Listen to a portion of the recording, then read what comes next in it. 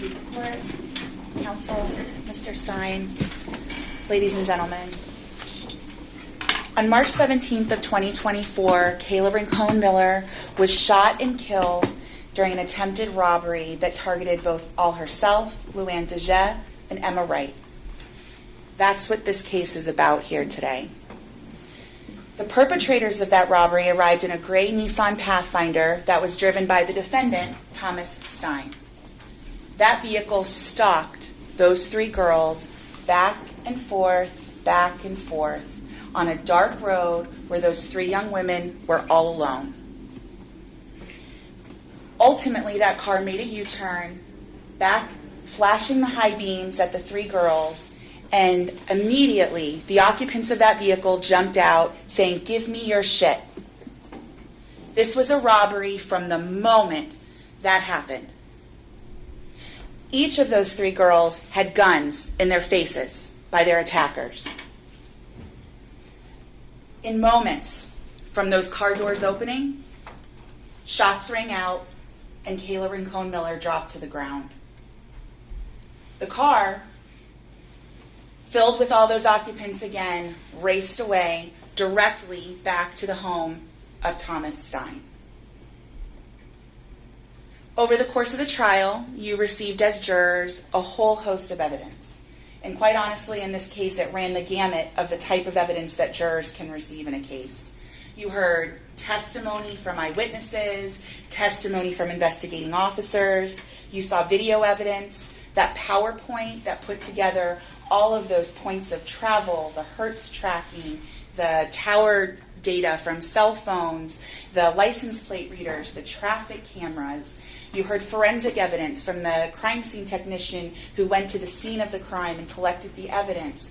You heard some forensics from Amy Schober, who put together some information from you based on the details of the investigation related to the firearm and the injury to Kayla Rincon-Miller's chest. You also heard from the medical examiner about her expertise and examination of the autopsy that was conducted on Kayla Rincon-Miller. And you also had the benefit of hearing from both of the two charged co-defendants in this case. The court will be giving you a whole series of instructions, and we often refer to it as a packet. But honestly, in this case, it's essentially a book. It's large, it's voluminous, it's going to take a little while to get through them, but as jurors, you will get a copy of that to take back with you. So you don't have to be concerned about taking notes and trying to remember what the law is and the other information provided in those instructions, because not only will the court read it out loud on the record, but you will get a copy of that to bring back into the jury room with you. And as Judge Thompson indicated, the structure of these closing arguments is that the state gets the opportunity to address you first, the defense gets the opportunity to put on a closing argument, and then because the state bears the burden of proof in a criminal case, we get the opportunity to address you again through rebuttal. And so I want to take my time during this closing argument to talk to you about some of these instructions that you're going to receive from Judge Thompson. A lot of them are somewhat common sense, things like weighing the evidence, about discerning whether someone's telling the truth or whether you find something to be reliable or credible. And then the other instructions that you get relate directly to the laws and only the laws that apply to this case. So I want to go through that briefly here with you.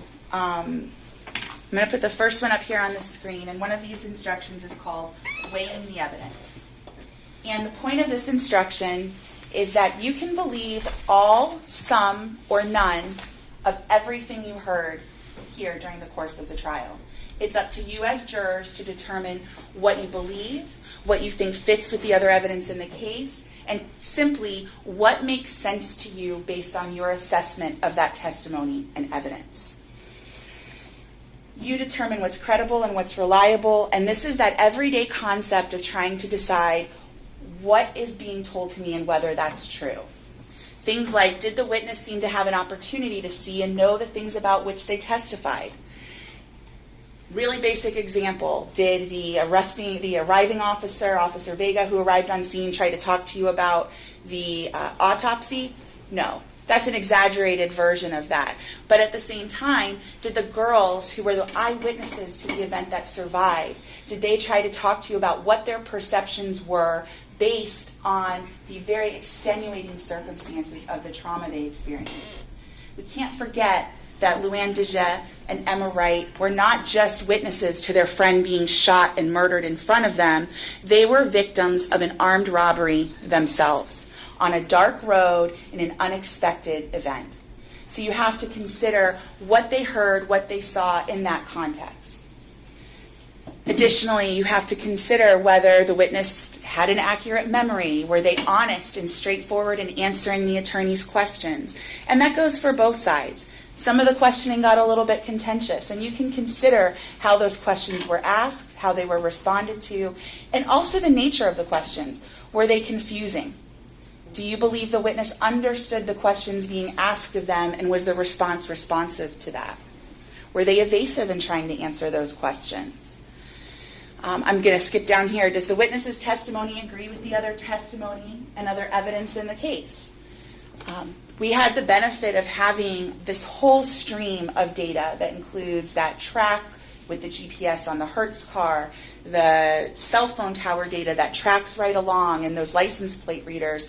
That's the kind of thing that is consistent with the testimony that you heard from the witnesses in the car, Thomas Stein and Christopher Horn, about the path they took and what they did. I'm going to bring this up here.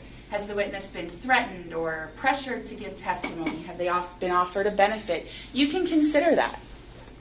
It's important that you can consider that and whether that person provided testimony willingly.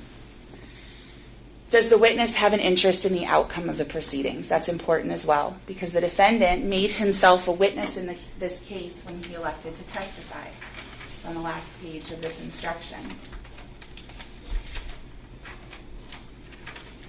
You can consider all of the things that you would consider about any other witness and their testimony and reliability and credibility the same way that you consider the defendant's testimony.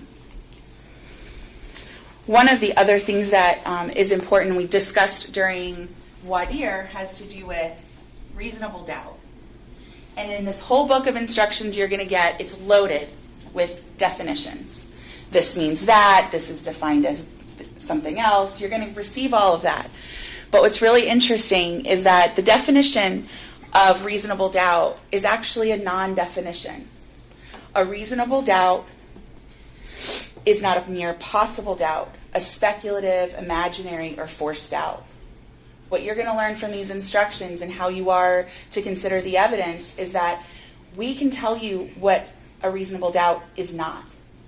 If you're having to force yourself to imagine that this was not a robbery, you have to force yourself to believe this was just a couple of kids, they didn't know what they were out doing, that is not a reasonable doubt if you're having to force yourself to do that. If you believe Thomas Stein was trying to be a hero that night, but you're having to force yourself to come to that conclusion because just because he said it on the stand and you're having to say to yourself, well, he said it, but it doesn't really make sense or jibe with the rest of the evidence I heard, that doesn't form a basis for reasonable doubt. Because the concern is whether there's an abiding conviction of guilt. If you as jurors believe that this was a robbery from the start, you don't have to force yourself to imagine that it was something other than a robbery from the start. And you shouldn't be influenced by forcing yourself or imagining or speculating about what could have been or maybe it was this way. If you believe this was a robbery from the start, it was a robbery from the start, and you don't have to force yourself to imagine alternate outcomes or scenarios. All of the instructions you're going to hear are going to include a reference to what's called principles. And this was discussed again in voir dire. This is that idea of in for a penny and in for a pound. We talked about this in voir dire under the concept of the house party. There's not a criminal activity going on, but these two individuals threw a house party, the person who holds the door and the person who invites everyone over and gets the beer, those people are equally involved in that because they both participated. And the actual instruction reads that if the defendant helped another person or persons commit or attempt to commit a crime, The defendant is a principal and must be treated as if he had done all the things the other person or persons did. In for a penny, in for a pound. In Florida, we do not let defendants hide behind the actions of other co-defendants. If this individual was involved in a robbery, everyone involved in that robbery is equally responsible for that crime. Say it again, in for a penny and in for a pound. This is important in this case because what we know is that Thomas Stein was the driver the entire night. Thomas Stein armed himself and he armed Christopher Horn. The two guns they carried that night came from Thomas Stein himself. And by that was by Thomas Stein's own admission that he had given that gun that had been Darrell Ford's gun to Christopher Horn. That 1911 we see flashing around in that rap video just not even an hour before the robbery with the red laser light. That's that 1911 that Christopher Horn was handling.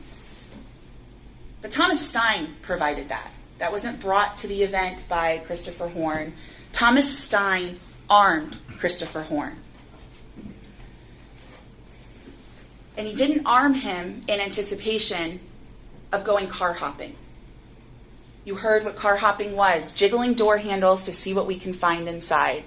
There's something missing from that concept, and it's the need to use force with a firearm.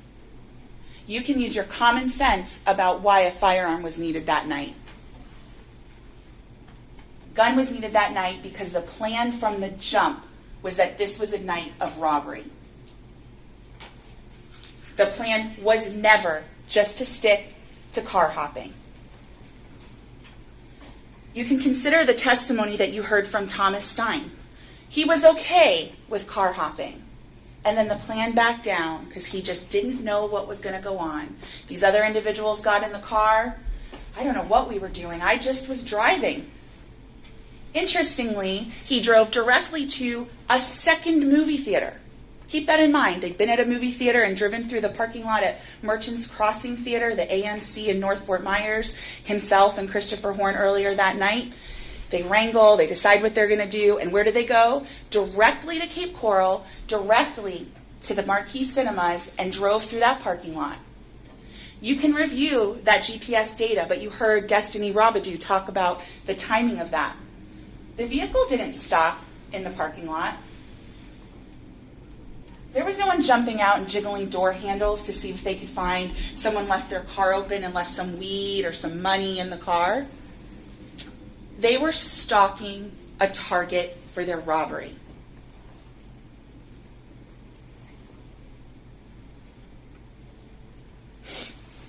When Thomas Stein was asked on the stand, once you picked up the other people that you're saying you picked up in the church parking lot, what was the plan?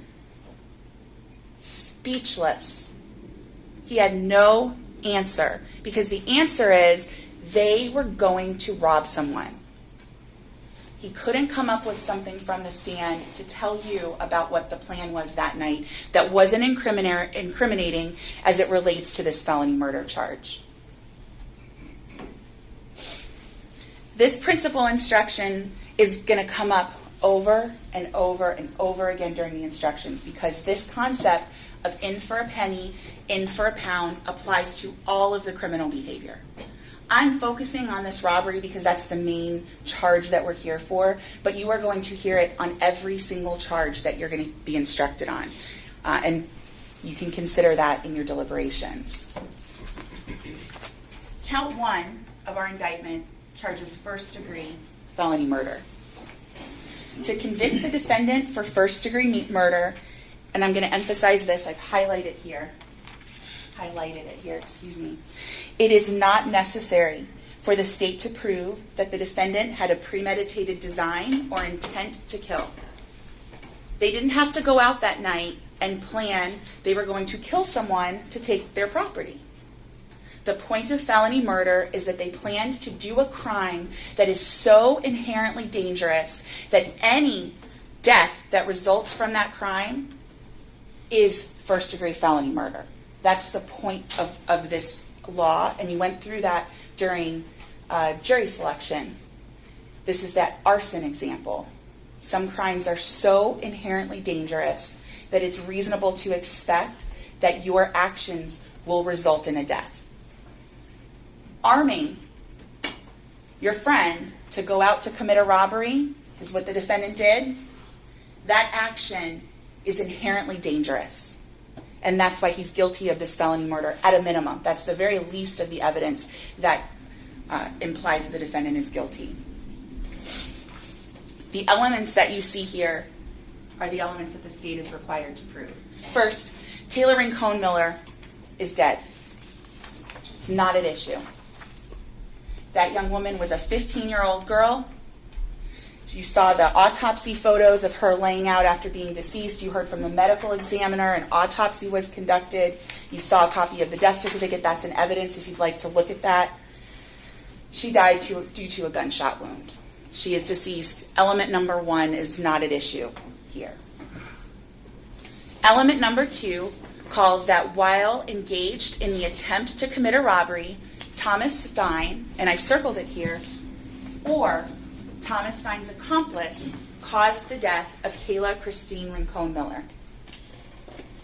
What that means, you can lift some of the burden of this case off of your shoulders, because for this charge, you are not required to know or decide or determine who pulled the trigger. The only question, which is very, very, very narrow, is whether these individuals were engaged in a robbery at the time Kayla died.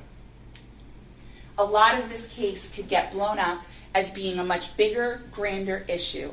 But element number 2 makes clear that this is a very, very narrow issue. Were these individuals engaged in a robbery or an attempt to commit a robbery at the time Kayla Rincon-Miller was killed? It doesn't have to be Thomas who shot her. It doesn't matter. The question is, as a group, were they participating in an inherently dangerous criminal act, and as a result, Kayla Rincon-Miller was killed? The answer is definitively yes. But let's talk about what that robbery means. You get a whole instruction about what robbery is and what attempted robbery is. I want to talk about that, and I think it's easiest to work backwards. So at the end of the instruction, you get this principles again that I told you would see pretty much on repeat. Okay? The principle theory applies to the robbery that we're talking about. If Thomas Stein did anything to incite, cause, encourage, assist, or advise, then he is a principal. And if he's a principal, again, then he is treated as if he had done all the things the other person or persons did. The attempt simply means they tried to do a robbery, but they failed. You heard there was a scuffle, a struggle. Kayla fought back against the person trying to rob her.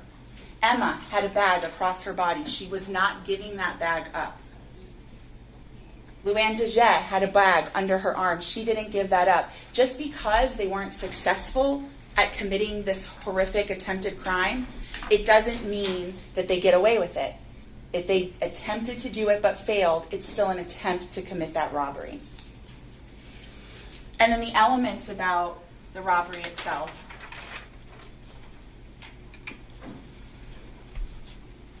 And here, it's important to remember that principle, because where you're seeing Thomas Stein, it's Thomas Stein or one of the perpetrators together, if they're acting in concert with one another to effect this robbery, did take or try to take the purse from Kayla Rincon-Miller.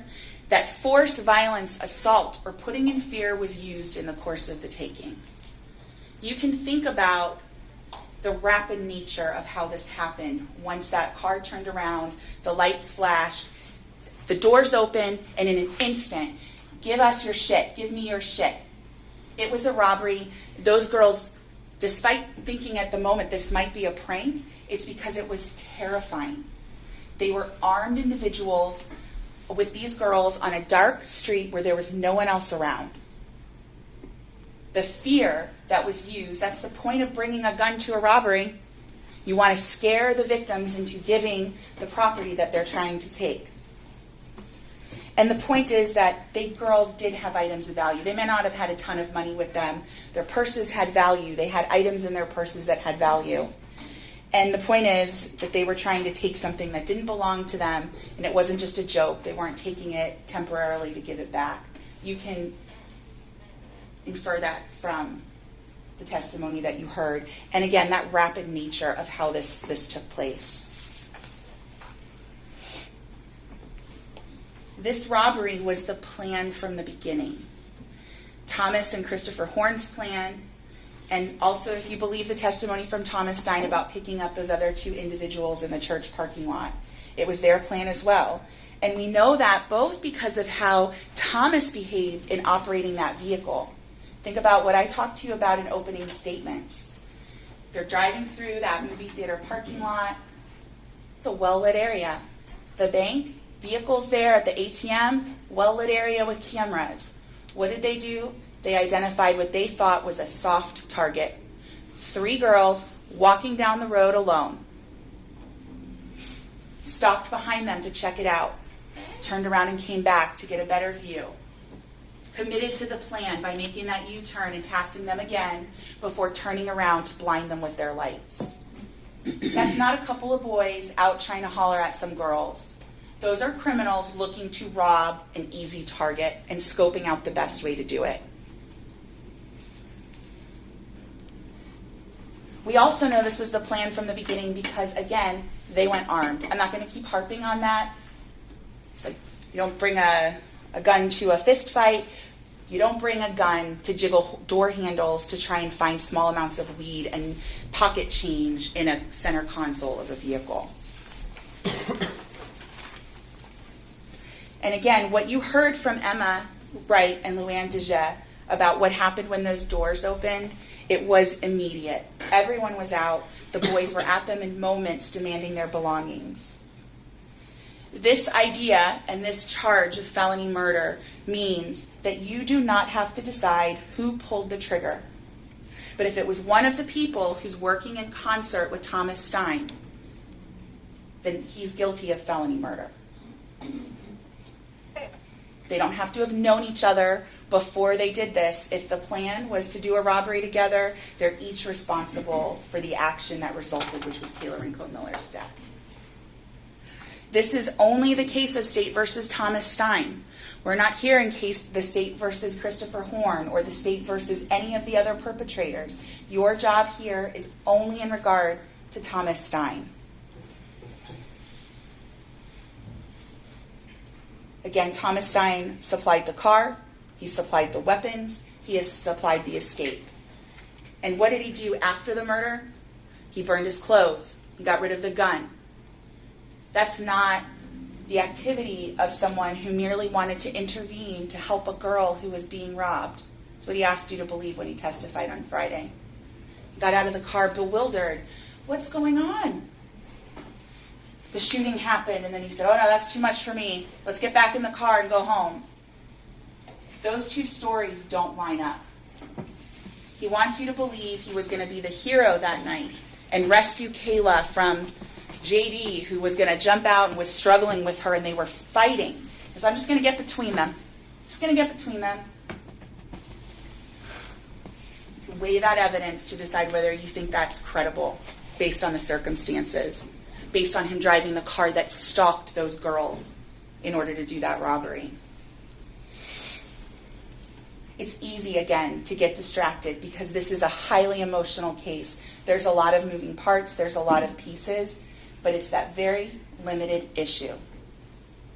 This was a robbery, and Kayla Rincon-Miller died as a result.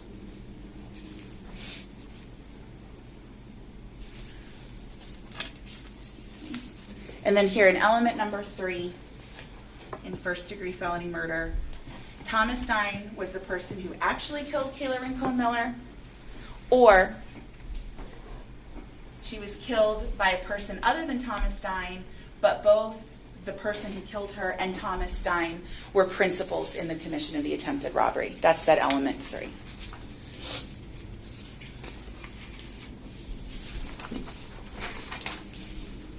The instructions about murder can be confusing and they can be overwhelming. You're going to receive other ones that are also very verbose about excusable homicide, inexcusable homicide.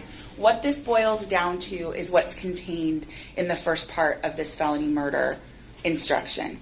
You don't have to be distracted by those. You have to listen because it's important. The Florida law requires that you listen to those instructions and consider them. But when you try and process what you've heard, it boils down to this. That's why we're here today. The primary question is, was Thomas Stein involved in the robbery? When the answer is yes, the verdict is guilty as charged on count 1.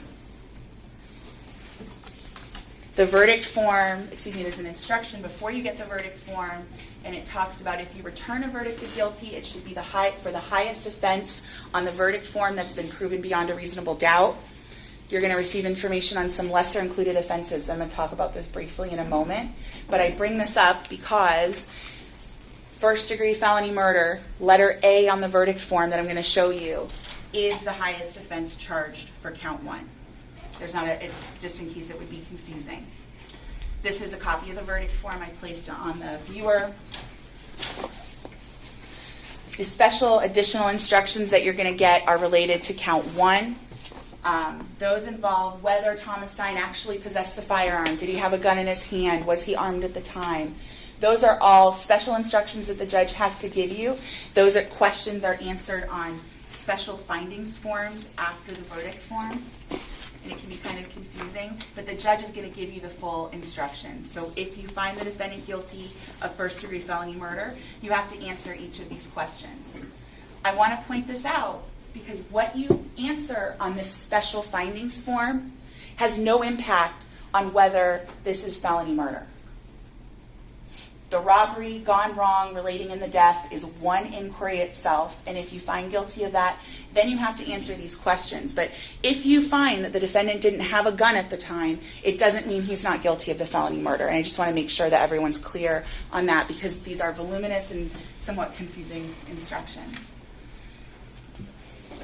In addition to this main charge in count 1, you will receive instruction on lesser included offenses. And when you hear those instructions, you might think to yourself, oh, that kind of sounds like this.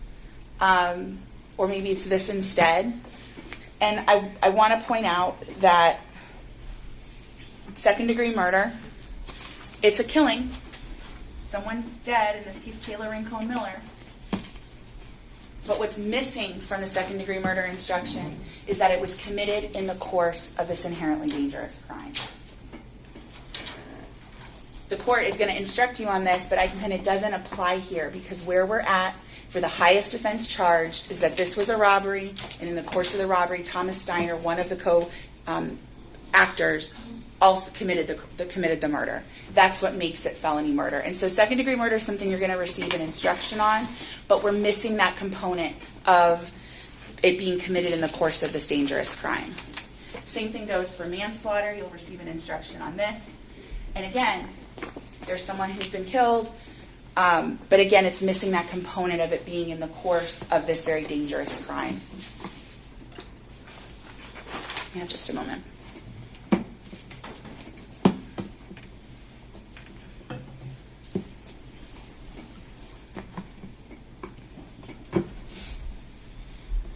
I want to emphasize when you're thinking about second-degree murder and manslaughter that this was a robbery from the start. Thomas had secured the vehicle to drive, which, mind you, was his mom's rental vehicle as a 16-year-old. He obtained the guns, which he says are normally stored in his mom's gun safe, but he had to get those out, have access to them. He didn't just keep it at home like the marijuana he says he's allowed to smoke in his yard in a controlled environment. He took that rental car, he put armed people inside with his guns, and he went to the scene. Under no circumstance is it believable that Thomas Stein is the only one in that vehicle that didn't know this was going to be a robbery. And that's what you'd have to believe to think that this event happened the way that Thomas Stein told you that it happened. He asked you to believe that these people got in the car. They're a lot more thug than him. He really didn't know what to do. They were Christopher Horn's friends. Is that plausible? Does that make sense? You watch the video that they made 45 minutes before Kayla's murder, what they were going to get up to. Is it plausible that Thomas Stein is the only one? He's the innocent party here. He didn't know what was going to happen.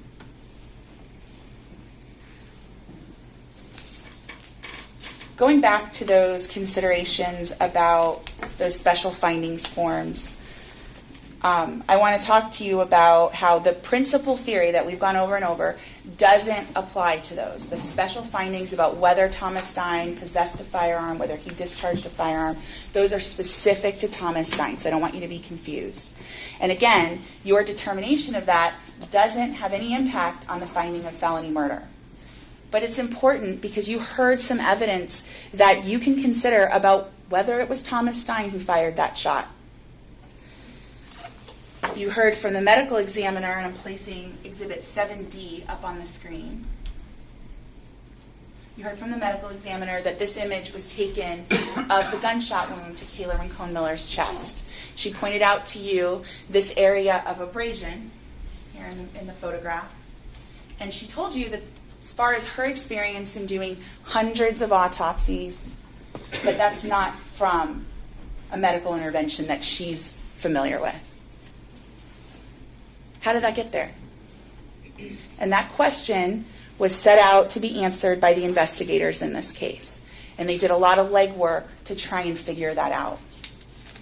There was a video that you saw of Thomas Stein holding a Glock 27 weapon. That's Exhibit 23.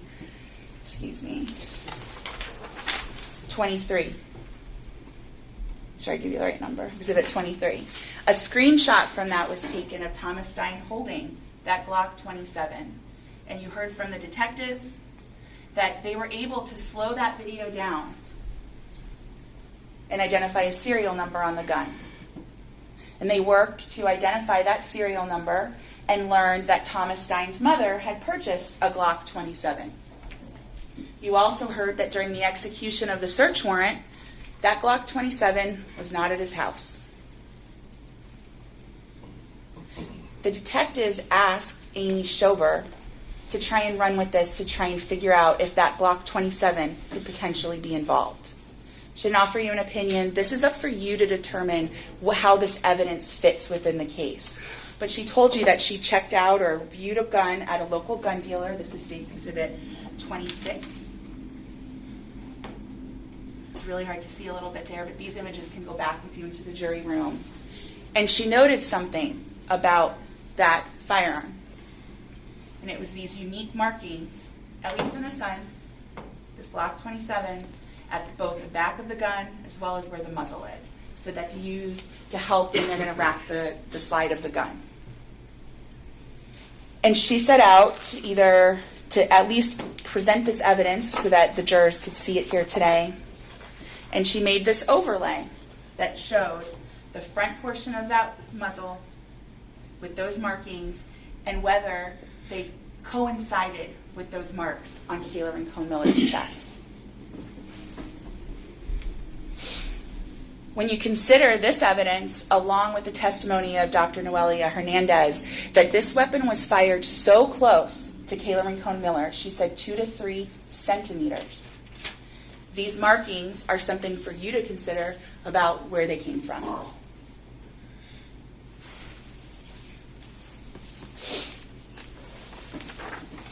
This case involves a tremendous amount of circumstantial evidence. It doesn't mean that it's not good evidence, because these pieces line up together for you all to make your decision. The remaining 3 counts in the instructions that you're going to get all are the same. It's just one separate for each of the victims, and that's the robbery. Excuse me, I misspoke. This is the attempted robbery. I have included count 2, but count 3, 4, and 5 are all the same. It's just that the victim is different. One for Kayla Rincon-Miller, one for Emma Wright, and one for Luann DeJet.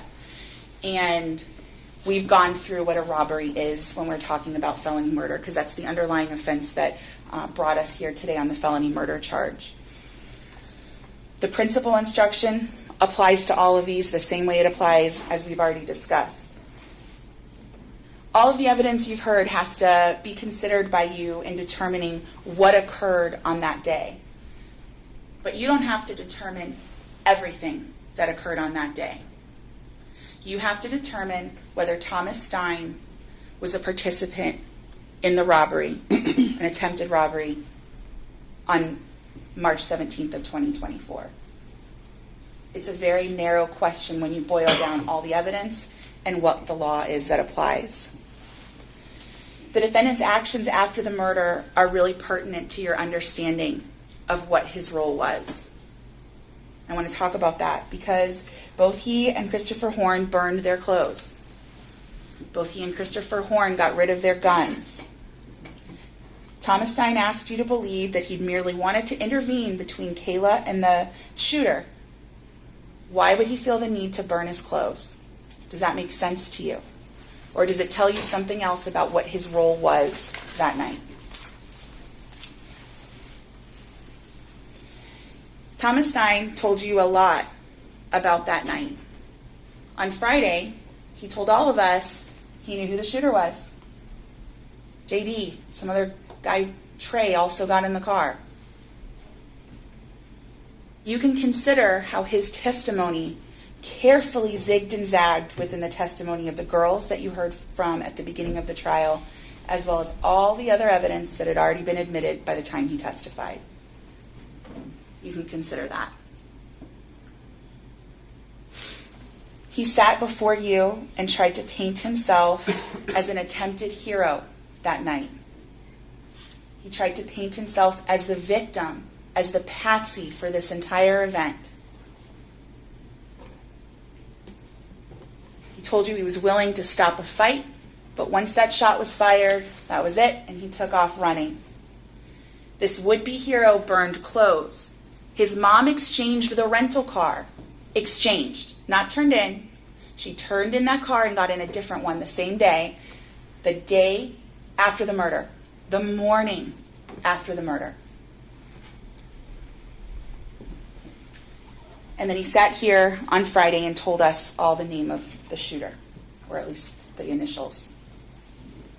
He didn't help Kayla that night. He didn't try. He was not on the heroes team that night. He is not the victim here today. There are 3 victims in this case: Luann DeJet, Emma Wright, and Kayla Rincon-Miller. The state asks that you find the defendant guilty as charged of felony murder, of attempted robbery of Kayla Rincon-Miller, of attempted robbery of Emma Wright, and of attempted robbery of Luann DeJet.